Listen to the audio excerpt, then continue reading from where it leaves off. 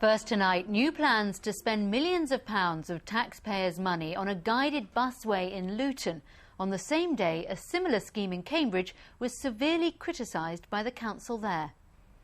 Well, first a reminder of the scheme in Cambridgeshire. It'll run from St Ives to Cambridge. The idea is to reduce congestion on the busy A14. Now, it should have been finished by the spring of last year, but it won't be finished now until November of this year, and it could take even longer. Now, when the contract was signed in 2006, it was supposed to cost £116 million. But look at this. The latest estimate puts that figure at £145 million. Today, a Transport Minister announced plans for another scheme, this time linking Luton with Dunstable. In a moment, the latest on the rising tide of anger in Cambridgeshire. But first, Nikki Jenkins reports from Luton. Cynics suggest that with the election looming, this announcement is timely. But with the Cambridge scheme mired in difficulties, it could prove otherwise.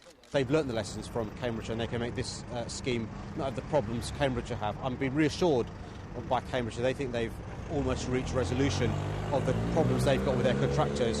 And fingers crossed, I'll be able to go to Cambridgeshire to announce the opening of that scheme very soon. But today it emerged that the likely Luton contractor is the very same as for Cambridge, BAM Nuttall. We have a very different contractor's arrangement than the one in Cambridge. We have placed all the risk with the contractor. But equally, they have technology which is very valuable to us. The 13.4 kilometres will cost around £90 million. Supporters say it will halve journey times, providing a reliable link between Dunstable and Luton Airport. Critics say it won't even make it that far. The dotted line isn't a guided bus, it's just a bus. Lots of Dunstable people don't actually go to Luton. Now, that might be because of traffic congestion, but it might be because they just don't want to go there. They'd rather go other places. So for the extent of the investment that's going into the guided busway, the popular consensus in Dunstable that could be better spent. They say instead of ripping up the old railway, they could have reopened it, linking Dunstable to the national rail network. Guided busways have had success. In Leeds, passenger numbers were up 10% within a year. But sceptics say the Cambridge experience has increased their cynicism. Nikki Jenkins, BBC Look East in Luton. So that's what's happening in Luton. But what about that damning report in Cambridge? The council and contractors are locked in an angry dispute over everything from floods to foundations and from repeated delays to rising costs. The details now from Janine Machin. The Transport Minister may be optimistic about the Cambridge guided busway, but he is a lonely voice. The County Council and contractor BAM Nuttall are both digging in their heels, leaving the public increasingly frustrated. Well, I think it's disgusting, really. It's costing millions, isn't it? And but what can we do? We can't do anything, can we? Well, it's a bit gutting, isn't it? It would be nice to use it. I mean, it's all promises that they're saying that it's going to be up and running, and it just seems to be fading. It just seems to be taking forever to get anywhere, doesn't it? The council are blaming the contractors are saying it's down to the council. It's this swell of anger that's prompted the County Council to explain the delay, a list of problems which it wants the contractor to put right, and this is one of them. Here is the guideway, that's the cycle track there, you can see it at a higher level, and then as it gets down here, it's been built at too low a level, and surprise, surprise, the water collects in it. We had to abandon the cycle route due to flooding, I think long-term flooding. We want to be so positive about it, and it's so hard.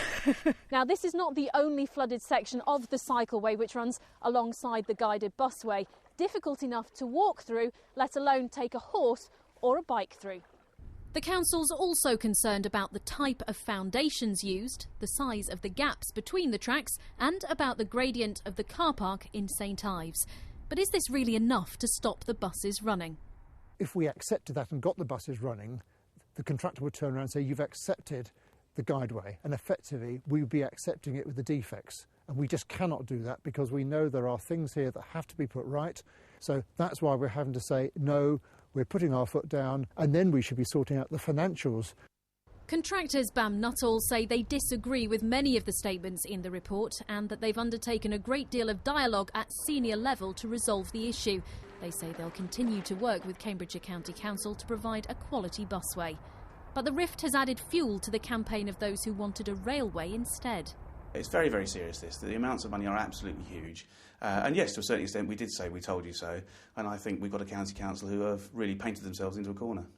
And the message to people in Luton today was clear. Don't let them do it at all, because obviously we just had so many problems with this one. I would imagine they'd have the same thing over there. Janine Machin, BBC Look East.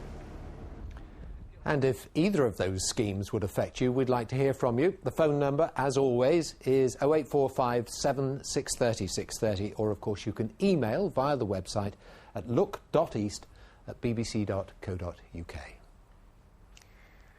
Network Rail has called for the driving test to include questions about level crossings. Too often motorists are playing Russian roulette with a train weighing 200 tonnes, they say. New figures show there were 24 near misses in this region last year. Let's go live to Westerfield near Ipswich and Mike Liggins.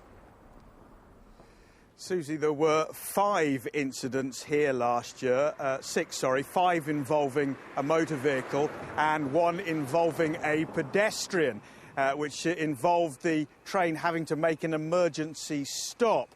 And there are 1,000 level crossings in this region, which, as far as Network Rail is concerned, makes this misuse of crossing a big problem. This is Tunstead in Norfolk.